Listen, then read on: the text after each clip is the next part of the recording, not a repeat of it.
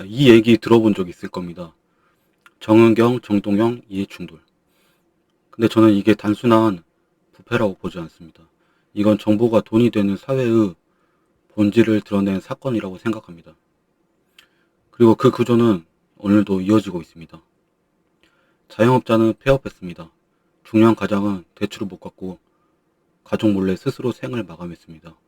그런데 같은 시기에 어떤 이들은 정책을 만들면서 그 정책으로 가족의 자산을 키웠습니다. 차명도 아니고 위장도 아닙니다. 그냥 아내의 이름 그대로, 아들 이름 그대로 등기에 올려놓고 법안을 발의했습니다. 이게 실수입니까? 아닙니다.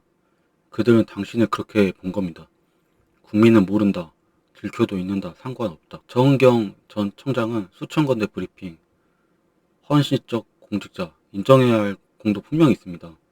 하지만 배우자가 진단키트, 마스크, 소독제 등 코로나 관련주에 집중 투자했습니다.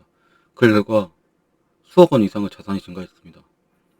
법적으로는 직접 관련 없다고 해명할 수 있지만 그 정보에 가장 가까운 사람이 방역수장이라는 점에서 이해충돌 논란을 피할 수 없습니다.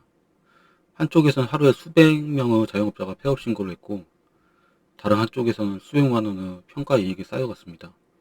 또한 그 당시 요양원에서는 셀 수 없이 많은 사람이 죽어나갔습니다. 공직자의 자리가 방패가 아니라 정보 창구로 쓰였던 거 아닙니까? 특히 당시 백신 수급 혼란, 자영업자 집단 항의, 극단 선택이 이어졌던 시점과 겹친다는 점에서 국민들 감정선을 건드릴 수밖에 없습니다. 코로나에게 누군가는 엄청나게 기회였지만 대부분의 사람에게는 위기였습니다. 이게 돈이 흐르는 차트로 보였다는 것 자체가 굉장히 잔인한 비극이라고 생각합니다.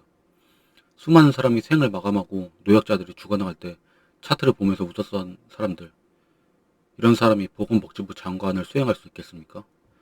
이걸 우리는 합법이면 괜찮다고 말해야 합니까? 2025년에 정동영은 영농형 태양광 관련 법안을 발의합니다.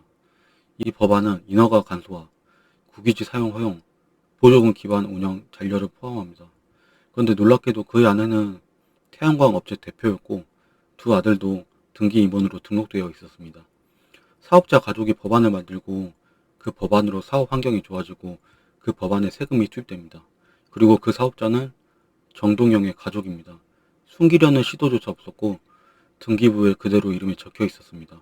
심지어 정동영 측 해명도 매각했다는 말뿐 등기상 대표이사직은 그대로였습니다. 국세청 확인 결과 회사 세 곳 모두 여전히 영업 중입니다. 이해 충돌이라는 단어가 어색할 정도입니다. 이거는 감추지 않은 이해 충돌입니다.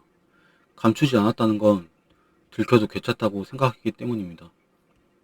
국민들 수준을 굉장히 낮게 본 겁니다. 태양광 산업 자체도 비판이 굉장히 많죠. 산림이 훼손되고 그로 인해 산사태가 발생하고 폐패널 쓰레기 문제도 심각합니다. 발전 효율이 낮고 보조금 의존이 강합니다. 감사원 비리도 적발이 굉장히 많이 됐죠. 그 법은 친환경이 아니라 가족의 수익 구조를 합법화하는 길이었을지도 모릅니다. 공직자윤리법 위반인가? 일부 규정에 위반 소지가 있습니다. 신고가 누락됐고 매각이 지연됐고 이해충돌 회피 미행 등 많은 문제가 있습니다.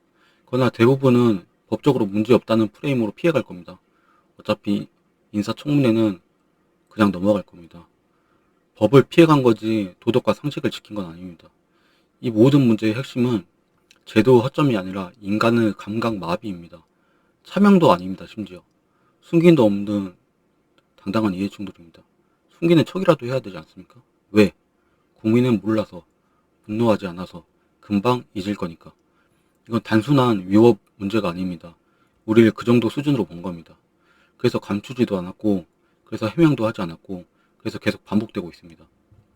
위기는 모두에게 다가오지 않았습니다.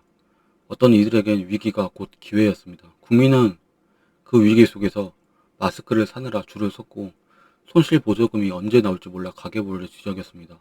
반면 정책을 만드는 자들의 가족은 종목을 분석했고 법을 발의했고 자산을 증식했습니다. 그런데 지금 어떻습니까?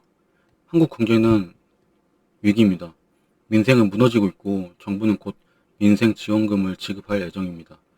전 국민이 빚으로 버티고 있는 이 시점에 정책을 위반하는 사람의 가족이 그 정책으로 또 돈을 번다면 이 나라 계속 믿을 수 있습니까?